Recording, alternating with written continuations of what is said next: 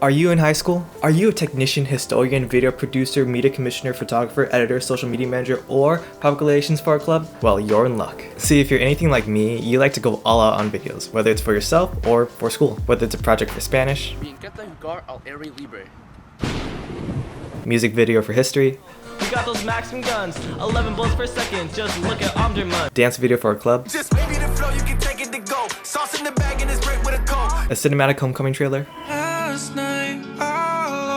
an election video, or anything in between. When I was making these videos, I didn't really have any help and there wasn't really any guide, but now that I'm leaving high school, I hope that I can share some things that I think make a good video for the next person. Quick disclaimer, these are tips for high school level videos for fun, not any short films or anything professional like that. Mainly these tips are for people who are just getting started in videography or editing, or techniques and tricks I don't think many people know about. So the first thing I want to talk about is slow motion. Now some of you might be rolling your eyes thinking how easy and obvious this one is, but I still see it come up sometimes. So if you already know, you can either skip to this timestamp ahead, or there's timestamps in the description, or you can see on the timeline over there. So if you ever tried slow motion, it probably ended up something like this.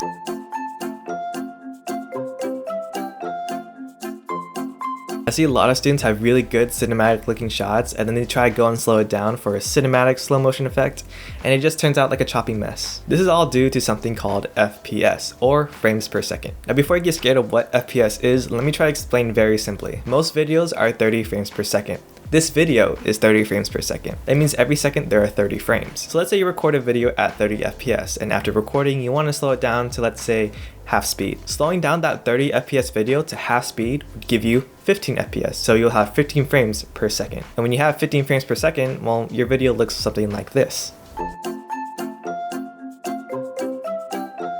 Sure, it's slow, but it's really choppy. So how do you fix this? All you have to do is change the frame rate on your camera to either 60 FPS or higher if you want even slower footage. If you're confused about any of this, just know that you'll probably be exporting in either 24 or 30 FPS, so as long as you have a frame rate higher than that, you can always slow it down without it appearing so choppy.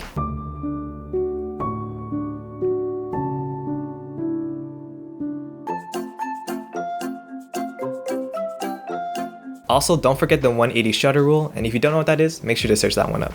So the second thing I want to talk about is your camera. I feel like when people go out on these projects, they go and scramble to find any DSLR or actual camera they have because they think their phone sucks. But let's say you have the camera and you don't really have time to learn it, so you don't know how to set the ISO, the shutter speed, the frame rate, or anything on it. So then you record and you look back at your footage and it looks worse than what your phone would have done. I'll tell you right now, your phone is honestly amazing. I recorded this Washington DC trip and this dancing video with just my iPhone 6s. I'm even trying to do something different with Instagram boomerangs with just my phone. Follow me, I did a horse. I know it sounds cheesy, but it really is how you use your camera. You won't be getting a cinematic bokeh background type effects, but for its stabilization and wide camera, it's super versatile. For travel vlogs especially, it's always going to be there in your pocket, so when an amazing view pops up, it's ready to go. Or for videos with a lot of motion, that built-in stabilization is a must-have. Actual cameras do have stabilization either in the lens or the camera body itself, but you're kind of not going anywhere without a stabilizer or a gimbal. Because I mean, have you used a Sony camera? For this video, I had a DSLR at the time and it had a crop sensor and I only had a standard kit lens, which just wasn't wide or fast enough. So then I switched over to my phone and the results weren't terrible. Overall, don't doubt the camera you already have in your pocket. So tip number 3. Cameraman in the shot. Again, this seems something so obvious, but I guess so obvious that people look over. You see, once the viewer sees the cameraman's shadow in the shot, they're instantly taken away from the video and it just feels weird. I even see this in Instagram photos sometimes and it's just awkward. It's like when you watch a video to relive a moment or to be immersed in a story, you're instead watching someone's production. In an Instagram photo, you're not admiring a person anymore. You're thinking about how long they stood there, who's taking the photo, and how awkward they must look in front of other people, and boom, you're cringing. Is this just a me thing? Nah. So obviously an easy way to avoid this is just to look at the lighting around you when you're filming. But let's say you already made the mistake. There's a couple things you can do in post to kind of fix it. You can either crop it by scaling it up if that's possible, or my personal favorite, slap some bars on that and call it cinematic. Doing any of these things might make your footage look ugly though, so you know, just move somewhere else next time. Tip number 4. Music choice. To me personally, this is the hardest part when it comes to editing. The music sets the tone, the pacing, and the rhythm of the whole video. This may seem all obvious, but if I hear you play, or unironically, I don't know what to tell you. Or even worse, if you go down to the beach and you play this song in the background, I'm just kidding about that last one. Honestly, you can use any song you like, but you probably heard these songs before in like every video ever, which is exactly why you shouldn't use it. The problem here is that the song is either synonymous with old viral vines or TikToks or every beginner YouTuber ever, which distracts from the video. Instead of using cheesy songs that probably don't even match the tone that you're going for, why not use a song that really speaks to you or fits what you're trying to sell? You don't even have to worry about copyright. Most of the time. In my experience, if you do use copyrighted music, it will only be blocked in countries that aren't the US, and if your audience is just where you live, who cares? It only becomes an actual problem if you're making money from that video, which you probably aren't. But if you're trying to be a content creator, don't risk it and just use music services like Artlist or Epidemic Sound. Number 5, microphone. What if I sound like this throughout the whole video? Kinda terrible, right? Your camera's microphone is most likely terrible, but you know what's not terrible? Your phone. Think about it, your phone's purpose is meant for talking, meaning it has a good microphone. Use your phone as a microphone with voice memos, and you can either hold it like this, or what I did in my last video, I put it on a stand and just hide it out of frame. This is the audio coming from the phone. This is the audio coming from the camera with the Rode Video Mic Go. And this audio is coming from the microphone, which is on my desk like this. You can also just use the AirPods mic and just hang out your shirt like this. I also learned this one a while ago, but the AirPods make a good mic for your guitar.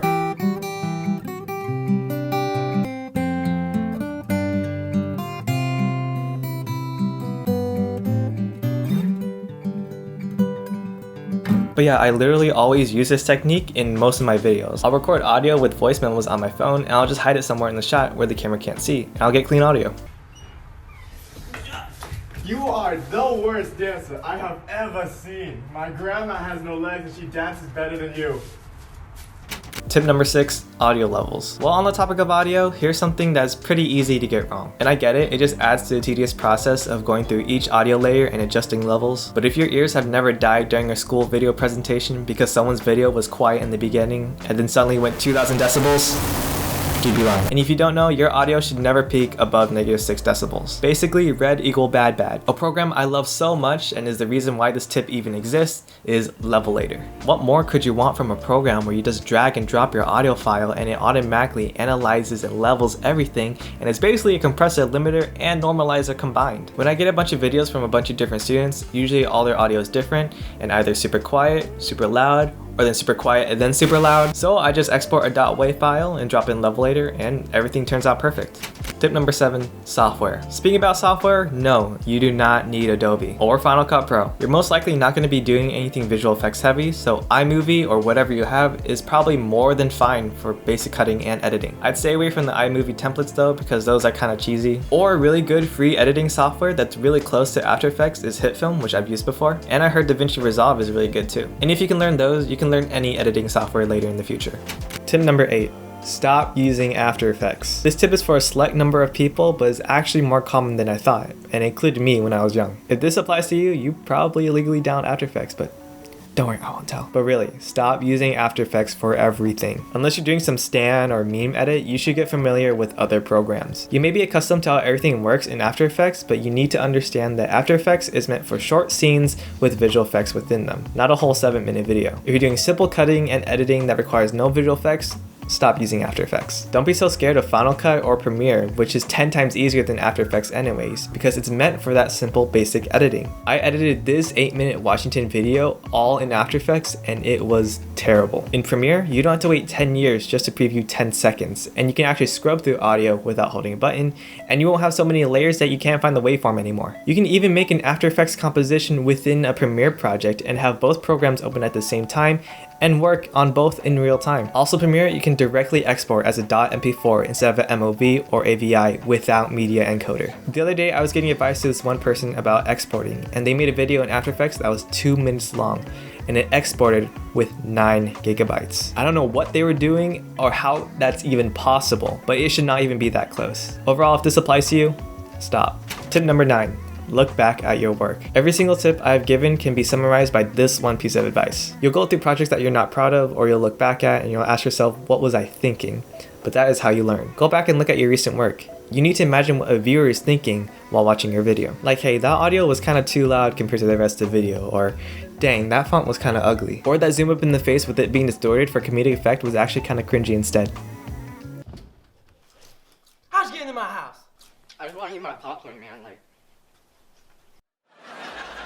Analyze your work, no matter how little, and ask yourself, what steps can I take to make this video better? Number 10, try new things. Let's say you're pretty amazing at editing, but you want to go beyond that. Or maybe your camera work is great, but your editing is kind of clunky. If you love video making in general, try new things. Start filming more interesting shots of a subject, and maybe try this camera angle you saw in a movie. Maybe try out editing in After Effects this one time and search up a guide on YouTube. I remember when all I did was edit until I tried to make a cinematic video. I made one of my friends holding a light move with me on a penny board. I didn't know what the heck I was doing. I guess it really didn't click for me that lights are not supposed to move, but I learned from it. Overall, when you become well versed in both the shooting and editing side of video, you can visualize so much more easier what exactly you want, and it'll make the video process just so much more effective and efficient. It can be scary to hold an actual camera with what seems like 1,000 settings, or opening up After Effects for the first time and seeing all these tools to learn. But if you take that extra step to try new things, you will only advance your skill, and you'll become better at your craft. Well, that wraps it up for 10 things I've learned throughout my high school video making career. I hope that when I'm off to college, other aspiring video makers can take these tips and show the world what they really want to express. This video was mostly meant for future technicians at my high school, but I promise I'll start making videos that are not school related very soon. So please make sure to subscribe. Links are in the description for all the things mentioned in the video, and if this video helped at all, please let me know by liking or leaving a comment, or you can show that you really like this video by hitting that subscribe button. If you know a person who enjoys making videos, maybe share this with them and help them out. But that is all. I wish you guys luck, and I'll see you guys next time.